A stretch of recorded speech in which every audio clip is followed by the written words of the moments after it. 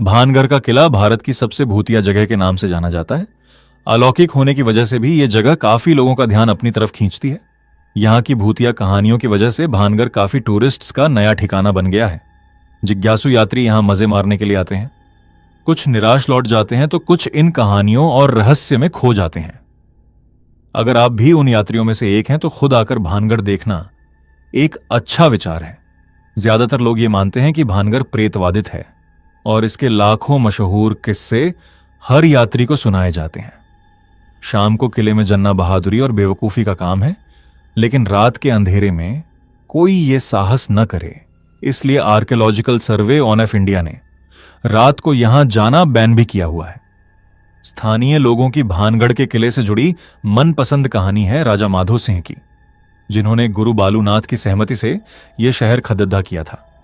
शर्त यह थी कि महल की छाया उनके प्रार्थना स्थान पर नहीं पड़दाजनी चाहिए।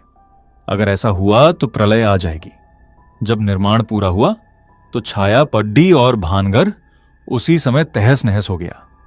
दोबारा फिर कभी खद्दा नहीं हो पाया। हैरानी की बात यह है कि भालूनाथ का मकबरा अभी भी खंडर में मिल जाएगा। यह कहानी है राजकुमारी रत्नावती की।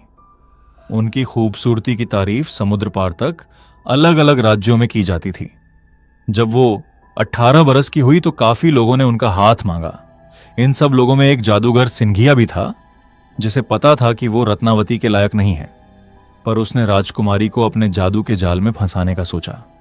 उसने रत्नावती की दासी को बाजार में देखा और उस तेल पर जादू कर दिया जो वो खरीद रही थी। उसने सोचा कि रत्नावती तेल को छूते ही अपने आप को जादूगर के हवाले कर देगी, लेकिन उसकी चोरी पकड़ी गई।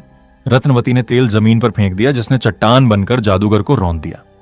मरने से पहले सिंघिया ने भानगढ़ को बर्बाद होने श्राप दिया, जिसकी वजह से वहां कभी पुनर्जन्म नहीं हुआ। और तो और अजबगढ़ और भानगढ़ के युद्ध में रत्नावती की मृत्यु भी हो गई। स्थानीय लोग अभी भी मानते हैं कि रत्नवती किसी और रूप में आएंगी और भानगढ़ के श्राप का अंत करेंगी। भानगढ़ का किला भारत की सबसे डरावनी जगह। वैसे तो वैज्ञानिकों ने भानगढ़ की कहानियों को खारिज किया है, पर गांवों वाले अभी भी इसे भूतिया मानते हैं। लोगों ने ऐसी आवाजें सुनी हैं जिसका कोई अता पता नहीं है। स्थानीय लोगों के हिसाब से उन्होंने एक औरत को रोते चिल्लाते, चूधियां तोड़ते सुना है। और यहां के लोगों को अक्सर परछाइयों के साथ साथ किले से अजीब सी गंध भी आती है। कुछ लोगों को लगता है कि यहां कोई उनका पीछा कर रहा है, तो कुछ को पीछे से थप्पड़ डीडीएच भी लगा है। इसीलिए सूर्यास्त के बाद दरवाजों पर ताला लग जाता है और रात को किले में एंट्री बिल्कुल बैन है।